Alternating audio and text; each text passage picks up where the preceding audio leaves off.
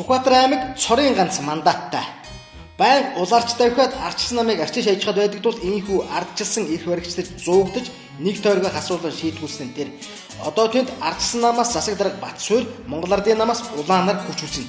Яг хөөрхий засаг дарга Батсуур бол бүтээн байгуулалт хийсэн л гэдэг юм билээ.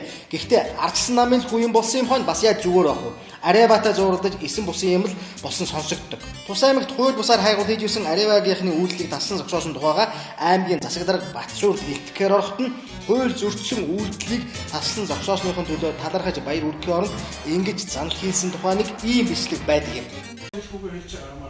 Би чиний үгийг сонсохгүй заяа. Löөгчүүний үгийг сонсдоггүй юм би. Наач томорч заяа.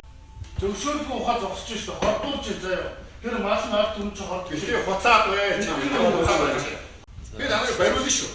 Би төрийн ажил явуулж байна. Ганаг иймэрхүү. Arewa компани тухайд бол өөтөө юм нэг ч сонсогдоггүй. Ер нь явж энэ дэлхийн хамгийн адгийн лоёрчдл Монголыг сонгож орж ирээд байдаг.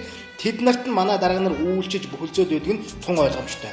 Овшортонгууд энэ мэтэр л үүсдэг. Одоо хэрвээ их хурл сонгогдоод орчих юм бол Сүхбаатар аймагт Arewa компани дураараа тонгоцно гэсэн үг шүү дээ.